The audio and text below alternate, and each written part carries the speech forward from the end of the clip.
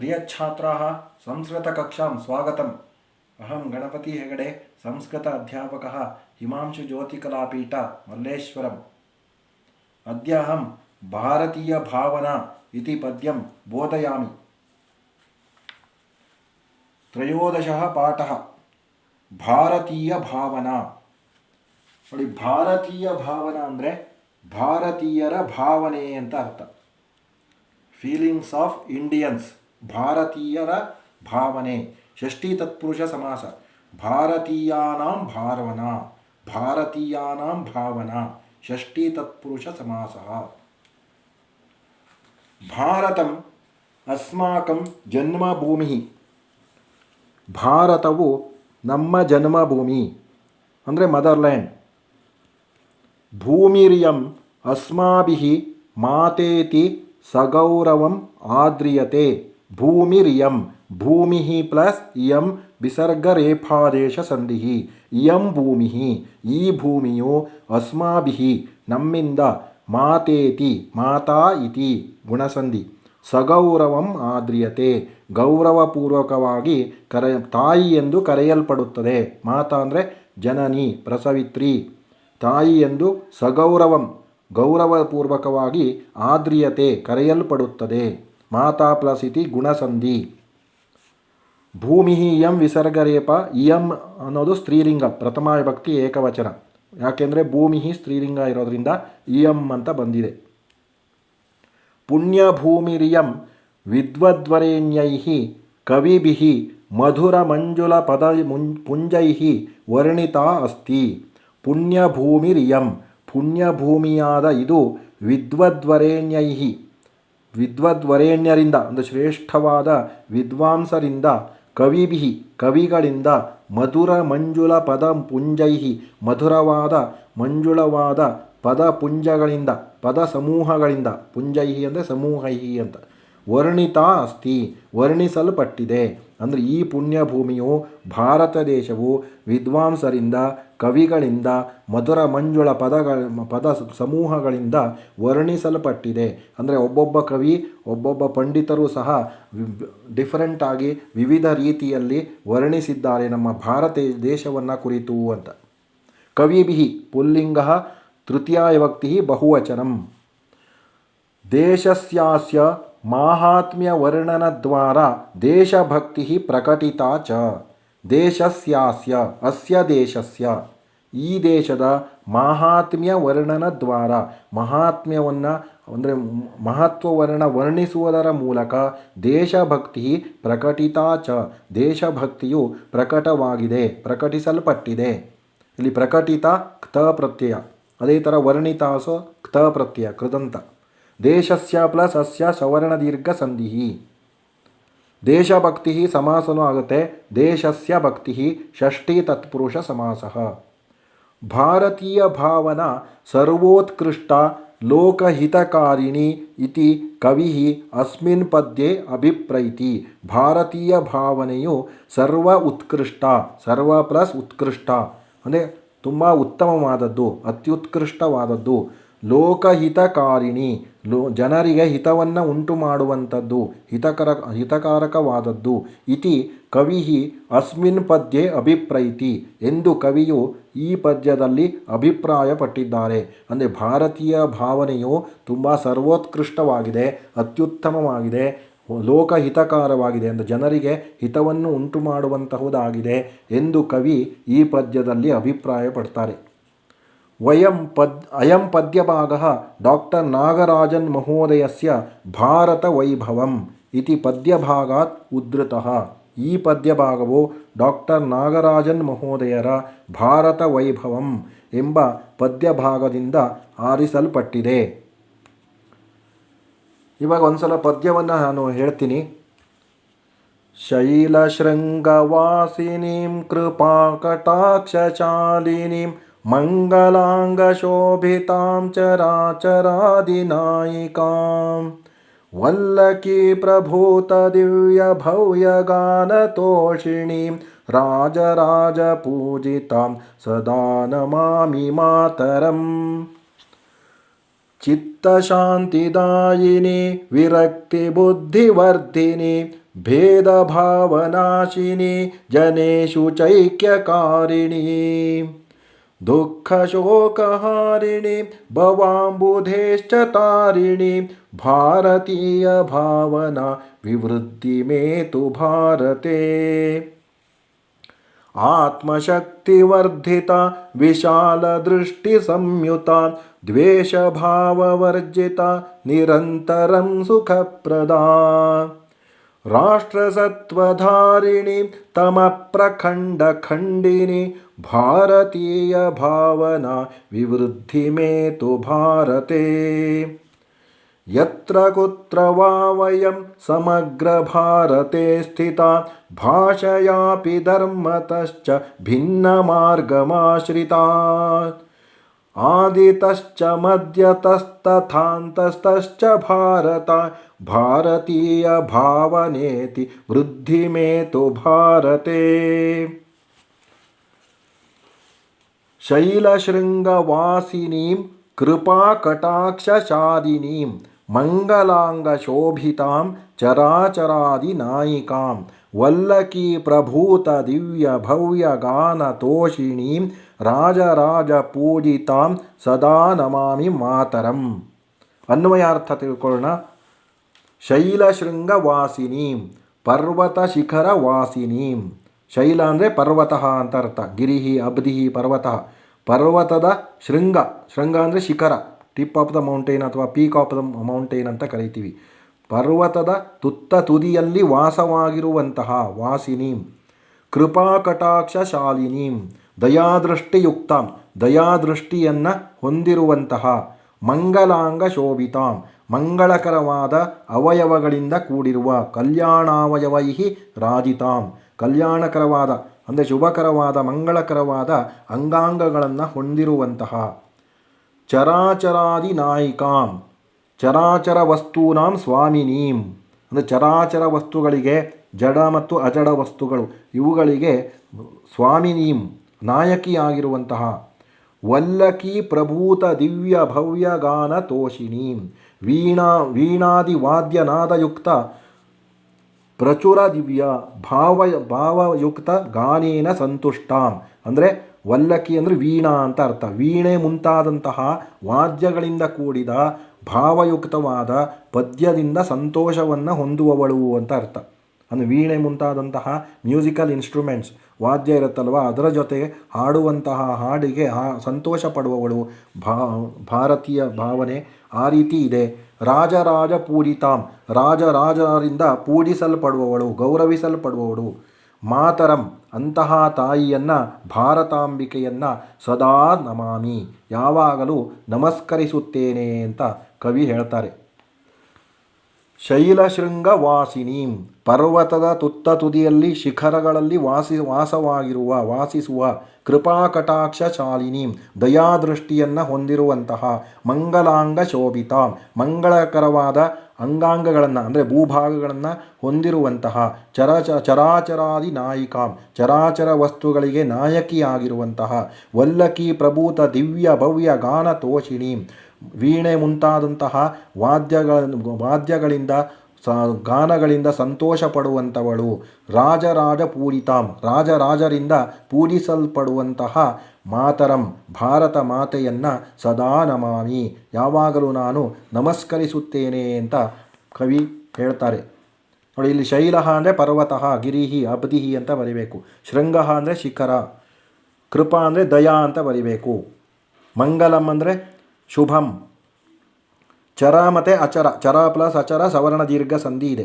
ನಾಯಕ ಸ್ತ್ರೀಲಿಂಗ ರೂಪ ನಾಯಿಕಾ ಅಂತ. ನಾಯಿಕಾಂ ಅಂದರೆ ಸ್ತ್ರೀಲಿಂಗ ದ್ವಿತೀಯ ವಿಭಕ್ತಿ ಏಕವಚನಂ. ವಲ್ಲಕಿ ಅಂದರೆ ವೀಣಾ ಅಂತ ಬರಿಬೇಕು. ರಾಜರಾಜ ಪೂಜಿತಾಂ, ರಾಜರಾಜೈಹಿ ಪೂಜಿತಾಂ, ತೃತೀಯ ತತ್ಪುರುಷ ಸಮಾಸ. ಸದಾ ಅಂದರೆ ಸರ್ವದಾ ಅಂತ ಬರಿಬೇಕು. ನಮಾಮಿ ಲಟ್ಲಕಾರ ಉತ್ತಮ ಪುರುಷ ಏಕವಚನಂ. ಮಾತರಂ ಸ್ತ್ರೀಲಿಂಗ ದ್ವಿತೀಯ ವಿಭಕ್ತಿ ಏಕವಚನಂ. ಇದು ಸಮರಿ ಕೇಳ್ತಾರೆ ಎಕ್ಸಾಮಲ್ಲಿ, ಹಾಗಾಗಿ ಸರಿಯಾಗಿ ಇದರ ಅನ್ವಯ ಅರ್ಥವನ್ನು ತಿಳ್ಕೊಳ್ಬೇಕು. ಚಿತ್ತಶಾಂತಿದಾಯಿನಿ ವಿರಕ್ತಿಬುದ್ಧಿವರ್ಧಿನಿ ಭೇದಭಾವನಾಶಿನಿ ಜನೇಷು ಚೈಕ್ಯಕಾರಿಣಿ ದುಃಖಶೋಕಹಾರಿಣಿ ಭವಾಂಬುದೇಶ್ಚ ತಾರಿಣಿ ಭಾರತೀಯ ಭಾವನ ವಿವೃದ್ಧಿಮೇತು ಭಾರತೆ. ಚಿತ್ತಶಾಂತಿದಾಯಿನಿ, ಚಿತ್ತಂ ಅಂದರೆ ಮನಃ ಅಂತ ಅರ್ಥ. ಮನಸ್ಸಿಗೆ ಸಂತೋಷವನ್ನು ನೀಡುವವಳು, ಮನಸಃ ಶಮಪ್ರದಾಯಿನಿ. ವಿರಕ್ತಿ ಬುದ್ಧಿವರ್ಧಿನಿ, ವೈರಾಗ್ಯ ಬುದ್ಧಿಯನ್ನು ಹೆಚ್ಚಿಸುವವಳು. ಭೇದಭಾವ ನಾಶಿನಿ, ಭೇದ ಭಾವಗಳನ್ನು ನಾಶ ಮಾಡುವವಳು. ಚ ಮತ್ತು ಜನೇಶು ಅಂದರೆ ಲೋಕೇಶು ಐಕ್ಯಕಾರಿಣಿ, ಜನರಲ್ಲಿ ಐಕ್ಯತೆಯನ್ನು ಉಂಟು ಮಾಡುವವಳು, ಏಕತೆಯನ್ನು ಯುನಿಟಿಯನ್ನು ಉಂಟು ಮಾಡುವವಳು. ದುಃಖ ಶೋಕಹಾರಿಣಿ, ದುಃಖ ಮತ್ತು ಶುಚಃ ಅಂದರೆ ಚಿಂತೆಯನ್ನು ಸಂಹಾರ ಮಾಡುವವಳು, ಹೋಗಲಾಡಿಸುವವಳು. ಚ ಭವಾಂಬುದೇಹೆ ಸಂಸಾರ ಸಾಗರಸ್ಯ, ಭವ ಅಂದರೆ ಸಂಸಾರ ಅಂತ ಅರ್ಥ, ಅಂಬುದಿ ಅಂದರೆ ಸಾಗರ, ಸಂಸಾರ ಸಾಗರದ ತಾರಿಣಿ, ಸಾಗರದಿಂದ ನಮ್ಮನ್ನು ದಾಟಿಸುವವಳು. ಭಾರತೀಯ ಭಾವನ, ಭಾರತೀಯರ ಭಾವನೆಯು ಭಾರತೀಯ ಇತಿ ಯಾ ಭಾವನ ಸಾ ಭಾರತೆ ಅಸ್ಮದ್ದೇಶೆ ವೃದ್ಧಿಂ ಏತು ಪ್ರಾಪ್ನೋತು. ಇಂತಹ ಭಾರತೀಯ ಭಾವನೆ, ಭಾರತೀಯರ ಭಾವನೆ ಭಾರತದಲ್ಲಿ ಇನ್ನೂ ಹೆಚ್ಚಾಗಲಿ, ವೃದ್ಧಿಂ ಏತು ಇನ್ನೂ ವರ್ಧಿಸಲಿ ಅಂತ ಹೇಳ್ತಾರೆ. ಅಂದರೆ ಭಾರತೀಯರಿಗೆ ಒಳ್ಳೆಯ ಭಾವನೆಗಳಿವೆ, ಯಾವ್ಯಾವ ಭಾವನೆಗಳು ಅಂತ ಕೊಟ್ಟಿದ್ದಾರೆ. ಚಿತ್ತಶಾಂತಿದಾಯಿನಿ, ಮನಸ್ಸಿಗೆ ಸಂತೋಷವನ್ನು ಉಂಟು ಮಾಡುವವಳು. ಮತ್ತು ವಿರಕ್ತಿ ಬುದ್ಧಿವರ್ಧಿನಿ, ಭಾರತ ಮಾತೆಯು ನಮ್ಮ ವೈರಾಗ್ಯ ಬುದ್ಧಿಯನ್ನು ಹೆಚ್ಚಿಸುವವಳು. ಭೇದ ಭಾವನಾಶಿನಿ, ಭೇದ ಭಾವಗಳನ್ನು ನಾಶಪಡಿಸುವವಳು. ಜನೇಶು ಚೈಕ್ಯಕಾರಿಣಿ, ಜನರಲ್ಲಿ ಐಕ್ಯತೆಯನ್ನು ಮೂಡಿಸುವವಳು. ದುಃಖ ಶೋಕಹಾರಿಣಿ, ದುಃಖ ಮತ್ತು ಚಿಂತೆಗಳನ್ನು ನಾಶ ಮಾಡುವವಳು. ಭವಾಂಬುದೇಶ್ಚ ತಾರಿಣಿ, ಸಂಸಾರ ಸಾಗರದಿಂದ ನಮ್ಮನ್ನು ದಾಟಿಸುವವಳು, ಪಾರು ಮಾಡುವವಳು. ಇಂತಹ ಎಂಬ ಭಾರತೀಯರ ಭಾವನೆ, ಈ ರೀತಿ ಭಾವನೆ ಭಾರತದಲ್ಲಿ ವಿವೃದ್ಧಿ ಮೇತು ಇನ್ನೂ ಹೆಚ್ಚಾಗಲಿ. ಅಂದರೆ ಭಾರತ ಮಾತೆಯ ಬಗ್ಗೆ ನಮ್ಮ ಭಾರತೀಯರಲ್ಲಿ ಒಳ್ಳೆಯ ಭಾವನೆ ಇದೆ, ಅದು ಇನ್ನೂ ಹೆಚ್ಚಾಗಲಿ ಅನ್ನೋದು ಕವಿಯ ಆಶಯ. ಇಲ್ಲಿ ಚಿತ್ತಂ ಅಂದರೆ ಮನಃ ಅಂತ ಬರಿಬೇಕು. ವಿರಕ್ತಿ ಅಂದರೆ ವೈರಾಗ್ಯಂ, ಬುದ್ಧಿ ಮತಿ ದೀಹಿ. ನೆಕ್ಸ್ಟು ಜನೇಶು ಪುಲ್ಲಿಂಗ ಸಪ್ತಮಿ ವಿಭಕ್ತಿ ಬಹುವಚನಂ. ಚೈಕ್ಯಕಾರಿಣಿ, ಚ ಪ್ಲಸ್ ಐಕ್ಯಕಾರಿಣಿ ವೃದ್ಧಿ ಸಂಧಿ. ಭವಾಂಬುದೇಶ್ಚ, ಭವ ಪ್ಲಸ್ ಅಂಬುದೇಹೆ ಪ್ಲಸ್ ಚ ಸವರ್ಣ ದೀರ್ಘ ಆ್ಯಂಡ್ ವಿಸರ್ಗ ಸಂಧಿ. ಭಾರತೀಯಾನಾಂ ಭಾವನ ಷಷ್ಠಿ ತತ್ಪುರುಷ ಸಮಾಸ. ಭಾರತೆ ನಪುಂಸಕಲಿಂಗ ಸಪ್ತಮಿ ವಿಭಕ್ತಿ ಏಕವಚನ. ನೆಕ್ಸ್ಟ್ ಆತ್ಮಶಕ್ತಿವರ್ಧಿತ ವಿಶಾಲದೃಷ್ಟಿ ಸಂಯುತ ದ್ವೇಷಭಾವವರ್ಜಿತ ನಿರಂತರಂ ಸುಖಪ್ರದ. ರಾಷ್ಟ್ರಸತ್ವಧಾರಿಣಿ ತಮಪ್ರಖಂಡ ಖಂಡಿನಿ ಭಾರತೀಯ ಭಾವನ ವಿವೃದ್ಧಿಮೇತು ಭಾರತೆ. ಇಯಂ ಭಾರತೀಯ ಭಾವನಾ, ಈ ಭಾರತೀಯ ಭಾವನೆಯು ಆತ್ಮಶಕ್ತಿ ವರ್ಧಿತ, ನಮ್ಮ ಆತ್ಮಬಲವನ್ನು ಹೆಚ್ಚಿಸುತ್ತಾಳೆ. ಆತ್ಮಬಲ ವರ್ಧಿನಿ ಅಂದರೆ ಸೆಲ್ಫ್ ಕಾನ್ಫಿಡೆನ್ಸ್ ಅಂತ ಹೇಳ್ತೀವಿ, ಅದನ್ನು ಹೆಚ್ಚು ಮಾಡ್ತಾಳೆ. ವಿಶಾಲ ದೃಷ್ಟಿ ಸಂಯುತ, ಔದಾರ್ಯ ಗುಣಾನ್ವಿತ ಅಂದರೆ ವಿಶಾಲ ದೃಷ್ಟಿ ಅಂದರೆ ಔದಾರ್ಯ ಗುಣ, ಜನರಸ್, ಔದಾರ್ಯ ಗುಣದಿಂದ ಕೂಡಿದೆ. ದ್ವೇಷಭಾವ ವರ್ಜಿತ, ದ್ವೇಷಭಾವ ವೈರಭಾವ ವಿನಿರ್ಮುಕ್ತ, ವೈರಭಾವವನ್ನು ಅಂದರೆ ಎನಿಮಿಟಿಯನ್ನು ನಾಶಪಡಿಸುತ್ತಾಳೆ. ನಿರಂತರಂ ಯಾವಾಗಲೂ, ಸತತಂ ಅನವರತಂ, ಸುಖಪ್ರದ ಸಂತೋಷದಾಯಿನಿ ಸುಖವನ್ನು ಕೊಡುವವಳು. ರಾಷ್ಟ್ರಸತ್ವಧಾರಿಣಿ, ರಾಷ್ಟ್ರೀಯ ಬಲಧಾರಿಣಿ, ರಾಷ್ಟ್ರೀಯ ಬಲವನ್ನು ಹೆಚ್ಚಿಸುವವಳು, ಬಲವನ್ನು ಹೊಂದಿರುವವಳು. ತಮಪ್ರಖಂಡ ಖಂಡಿನಿ, ವಿಪುಲ ಅಂಧಕಾರ ನಾಶಿನಿ ಅಂದರೆ ದಟ್ಟವಾದ ಅಂಧಕಾರವನ್ನು, ಅಜ್ಞಾನವೆಂಬ ಅಂಧಕಾರವನ್ನು ಹೋಗಲಾಡಿಸುವವಳು. ಭಾರತೀಯ ಭಾವನಾ, ಈ ರೀತಿಯ ಏತಾದೃಶ ಗುಣಯುಕ್ತ ಭಾರತೀಯ ಭಾವನಾ, ಈ ರೀತಿಯ ಗುಣಗಳನ್ನು ಹೊಂದಿರುವ ಭಾರತೀಯ ಭಾವನೆಯು ಭಾರತೆ ಭಾರತದಲ್ಲಿ ಅಸ್ಮಾಕಂ ದೇಶೆ ಅಂದರೆ ನಮ್ಮ ದೇಶದಲ್ಲಿ ವಿವೃದ್ಧಿಮೇತು ಅಂದರೆ ವರ್ಧತಾಂ ಇನ್ನೂ ಹೆಚ್ಚಾಗಲಿ. ಆತ್ಮಶಕ್ತಿ ವರ್ಧಿತ, ಆತ್ಮಶಕ್ತಿಯನ್ನು ಹೆಚ್ಚಿಸುವಂತಹ, ಆತ್ಮಬಲವನ್ನು ಹೆಚ್ಚಿಸುವಂತಹ. ವಿಶಾಲ ದೃಷ್ಟಿ ಸಂಯುತ, ವಿಶಾಲ ದೃಷ್ಟಿಯನ್ನು ಹೊಂದಿರುವ ಅಥವಾ ಜನರಸ್ ಅಂತ ಹೇಳ್ತೀವಿ, ಔದಾರ್ಯ ಗುಣಗಳಿಂದ ಕೂಡಿರುವಂತಹ. ದ್ವೇಷಭಾವ ವರ್ಜಿತ, ವೈರಭಾವವನ್ನು ನಾಶ ಮಾಡುವಂತಹ, ವೈರಭಾವ ಇಲ್ಲದಿರುವಂತಹ ನಿರಂತರಂ ಸುಖಪ್ರದ, ನಿರಂತರವಾಗಿ ಸುಖವನ್ನು ನೀಡುವಂತಹ, ರಾಷ್ಟ್ರಸತ್ವಧಾರಿಣಿ, ರಾಷ್ಟ್ರಬಲವನ್ನು ಹೆಚ್ಚಿಸುವಂತಹ, ರಾಷ್ಟ್ರಬಲವನ್ನು ಹೊಂದಿರುವಂತಹ, ತಮಪ್ರಖಂಡ ಖಂಡಿನಿ, ಅಂಧಕಾರವನ್ನು, ಅಜ್ಞಾನವೆಂಬ ಅಂಧಕಾರವನ್ನು, ಗಾಢಾಂಧಕಾರವನ್ನು ಹೋಗಲಾಡಿಸುವಂತಹ ಭಾರತೀಯ ಭಾವನಾ, ಭಾರತೀಯರ ಭಾವನೆ ಭಾರತೆ, ಭಾರತದಲ್ಲಿ ವಿವೃದ್ಧಿ ಮೇತು, ಇನ್ನೂ ಹೆಚ್ಚಾಗಲಿ, ಅಂದರೆ ಅಂತಹ ಒಳ್ಳೆಯ ಭಾವನೆ ಇನ್ನೂ ಹೆಚ್ಚಾಗಲಿ ಅನ್ನೋದು ಕವಿಯ ಆಶಯ. ಇಲ್ಲಿ ದ್ವೇಷ ಆಪೋಸಿಟ್ ಕೇಳ್ಬೋದು, ವಿರುದ್ಧ ಪದ ಪ್ರೀತಿ ಅಂತ ಬರೀಬೇಕು. ನಿರಂತರಂ ಅಂದರೆ ಸದಾ ಸರ್ವದಾ. ಸುಖಂ ಆಪೋಸಿಟ್ ಕೇಳ್ಬೋದು, ವಿರುದ್ಧಾರ್ಥಕ ಪದ ದುಃಖಂ ಅಂತ ಬರೀಬೇಕು. ತಮಃ ಆಪೋಸಿಟ್ ಕೇಳಿದ್ರೆ ವಿರುದ್ಧ ಪದದೇ ಪ್ರಕಾಶ ಅಂತ ಬರೀಬೇಕು. ಪರ್ಯಾಯ ಪದ ಕೇಳಿದ್ರೆ ಅಂಧಕಾರ ಅಂತ ಬರೀಬೇಕು.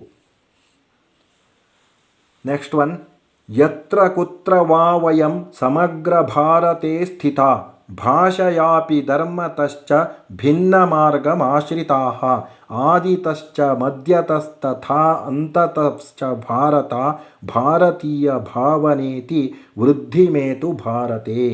ವಯಂ ಸಮಗ್ರ ಭಾರತೆ ಸಮಸ್ತ ದೇಶೆ, ಅಂದರೆ ನಾವು, ವಯಂ ಅಂದರೆ ನಾವು ಅಂತ, ಅಹಂ ಅವಂ ವಯಂ ಅಸ್ಮದ್ ಶಬ್ದ ಪ್ರಥಮ ಭಕ್ತಿ ಬಹುವಚನ. ಸಮಗ್ರ ಭಾರತೆ ಅಂದರೆ ಸಮಸ್ತ ದೇಶದಲ್ಲಿ, ಸಮಗ್ರಂ ಅಂದರೆ ಸಮಸ್ತಂ ಅಂತ, ದೇಶದಲ್ಲಿ ಯತ್ರ ಕುತ್ರ ವಾ ಸ್ಥಿತಾಃ ವಸಾಮಃ, ಎಲ್ಲೆಲ್ಲಿ ವಾಸವಾಗಿದ್ದೇವೋ, ಎಲ್ಲಿ ಬೇಕಾದರೂ ವಾಸವಾಗಿರ್ಬೋದು. ಭಾಷೆಯ ವಿವಿಧ ಭಾರತೀಯ ಅಂದರೆ ಬೇರೆ ಬೇರೆ ಭಾಷೆಯನ್ನು ಹೊಂದಿದ್ದರೂ ಸಹ, ಧರ್ಮತಃ ಚ ಭಿನ್ನ ಭಿನ್ನ ಧರ್ಮಾನುಯಾಯಿನಃ ಭೂತ್ವ, ಬೇರೆ ಬೇರೆ ಧರ್ಮಗಳನ್ನು ಅನುಸರಿಸುತ್ತಿದ್ದರೂ ಸಹ, ಭಿನ್ನಂ ಮಾರ್ಗಂ ಭಿನ್ನವಾದ ಮಾರ್ಗವನ್ನು ಆಶ್ರಿತಾಃ ಸ್ಮಃ ಆಶ್ರಯಿಸಿದ್ದೇವೆ, ಅಂದರೆ ಬೇರೆ ಬೇರೆ ಮಾರ್ಗವನ್ನು ಹೊಂದಿದ್ದೀವಿ, ಬೇರೆ ಬೇರೆ ಧರ್ಮವನ್ನು ಫಾಲೋ ಮಾಡ್ತೀವಿ, ಬೇರೆ ಬೇರೆ ಭಾಷೆಯನ್ನು ನಾವು ಒಬ್ಬೊಬ್ಬರು ಒಂದೊಂದು ರೀತಿಯ ಭಾಷೆಯನ್ನು ಮಾತನಾಡ್ತೀವಿ. ಆದಿತಃ ಚ ಮಧ್ಯತಃ ಅಂತತಃ ಚ ಭಾರತ ದೇಶೇ ಆದೌ ಮಧ್ಯೆ ಅಂತೆ ಚ, ಭಾರತ ದೇಶದ ಆದಿಯಲ್ಲಿ ವಾಸವಾಗಿರಲಿ, ಮಧ್ಯದಲ್ಲಿ ವಾಸವಾಗಿರಲಿ, ಕೊನೆಯಲ್ಲಿ ವಾಸವಾಗಿರಲಿ.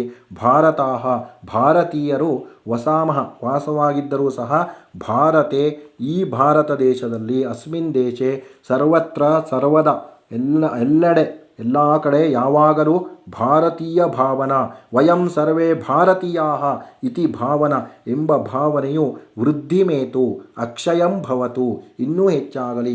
ಅಂದರೆ ಏನರ್ಥ ಇಲ್ಲಿ ಕವಿಯ ಆಶಯ ಏನು ಅಂದರೆ, ಭಾರತದ ಆದಿಯಲ್ಲಿರಲಿ ಮಧ್ಯದಲ್ಲಿರಲಿ, ಯಾವುದೇ ಭಾಷೆಯನ್ನು ಮಾತನಾಡ್ತಾ ಇರಲಿ, ಯಾವುದೇ ಧರ್ಮವನ್ನು ಫಾಲೋ ಮಾಡ್ತಾ ಇರಲಿ, ನಾವೆಲ್ಲ ಭಾರತೀಯರು.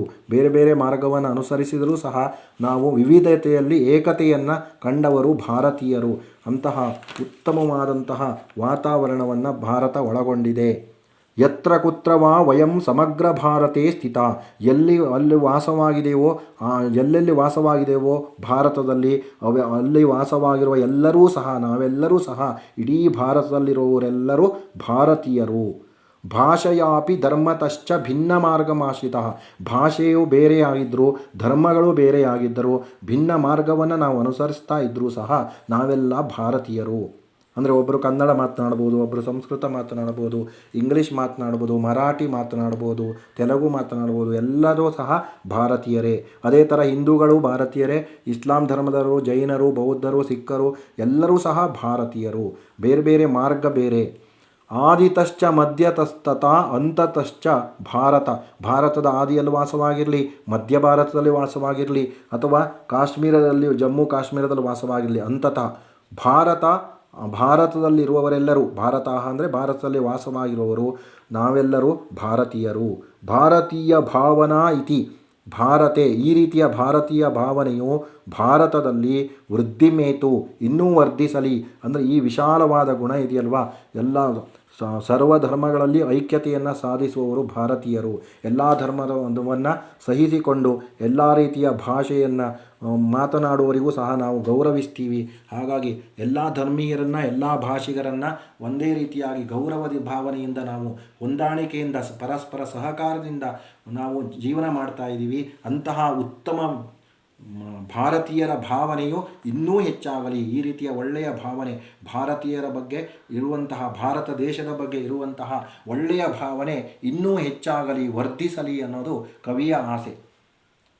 ಇಲ್ಲಿ ಯತ್ರ ಕುತ್ರ ಎಲ್ಲ ಬಂತಲ್ವಾ, ಈ ಯತ್ರ ಕುತ್ರ ಎಲ್ಲ ಅವ್ಯಯ ಅಂತ ಕರಿತೀವಿ. ವಯಂ ಅಸ್ಮತ್ ಶಬ್ದ ಪ್ರಥಮ ವಿಭಕ್ತಿ ಬಹುವಚನ. ಸಮಗ್ರಂ ಅಂದರೆ ಸಮಸ್ತಂ ಅಂತ ಬರೀಬೇಕು. ಆಮೇಲೆ ಭಾಷೆಯ ಪ್ಲಸ್ ಅಪಿ ಸವರ್ಣ ದೀರ್ಘ ಸಂಧಿ. ಸ್ತ್ರೀಲಿಂಗ ಭಾಷೆಯ ಸ್ತ್ರೀಲಿಂಗ ತೃತೀಯ ವಿಭಕ್ತಿ ಏಕವಚನಂ. ಧರ್ಮತಃ ಚ ಧರ್ಮತಶ್ಚ ವಿಸರ್ಗ ಸಂಧಿ. ಆದಿತಃ ಚ ಆದಿತಶ್ಚ ಇಲ್ಲೂ ವಿಸರ್ಗ ಸಂಧಿ. ಮಧ್ಯತಃ ತ ಪ್ಲಸ್ ತಥಾ ಮಧ್ಯತಸ್ತಥಾ ವಿಸರ್ಗ ಸಕಾರಾದೇಶ. ತಥಾ ಪ್ಲಸ್ ಅಂತತಃ ಚ ತಥಾಂತತಶ್ಚ ಇಲ್ಲಿ ಸವರ್ಣ ದೀರ್ಘ ಸಂಧಿ. ಅಂತತಃ ಚ ಅಳುವಲ್ಲಿ ವಿಸರ್ಗ ಸಂಧಿ. ಭಾವನಾ ಪ್ಲಸ್ ಇತಿ ಭಾವನೇತಿ ಗುಣಸಂಧಿ. ವೃದ್ಧಿಂ ಏತು ಏತು ಲೋಟ್ಲಕಾರ ಪ್ರಥಮ ಪುರುಷ ಏಕವಚನಂ. ಇವಾಗ ಕವಿ ಪರಿಚಯವನ್ನು ನೋಡೋಣ. ಡಾಕ್ಟರ್ KS ನಾಗರಾಜನ್ ಅಂತ ಕವಿಯ ಹೆಸರು.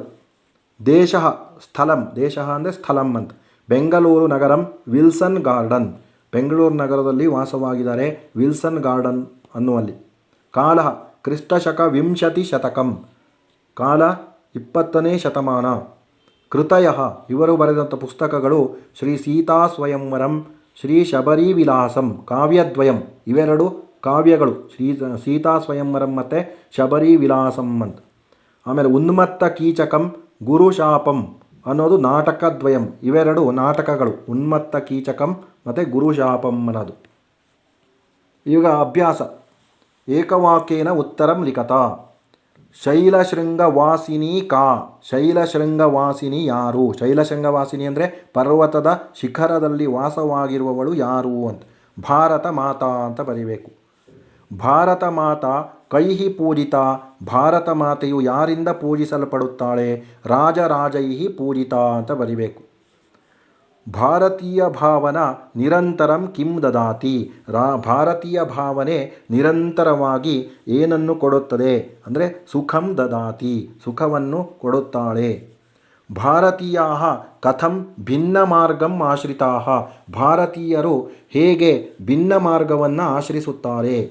ಭಾಷೆಯ ಧರ್ಮತಃ ಚ ಅಂತ ಬರಿಬೇಕು. ಭಾಷೆಯ ಧರ್ಮತಃ ಚ ಭಿನ್ನ ಮಾರ್ಗಂ ಆಶ್ರಿತಾ. ಸಮೂಹೇತರ ಪದಂ ಚಿತ್ವಾ ಲಿಖತ. ಶೈಲ ಪರ್ವತಃ ಶೃಂಗ ಅಚಲ ಅಂತ ಇದೆ. ಆಡ್ ಒನ್ ಔಟ್ ಬರಿಬೇಕು. ಇಲ್ಲಿ ಶೃಂಗ, ಯಾಕೆಂದರೆ ಶೈಲ ಪರ್ವತಃ ಅಚಲ ಮೂರೂ ಸಹ ಸಮಾನಾರ್ಥಕ ಪದಗಳು. ಶೃಂಗ ಅಂದರೆ ಶಿಖರ, tip of the peak of the mountain ಅಥವಾ ಟಿಪ್ ಆಫ್ ದ ಮೌಂಟೇನ್.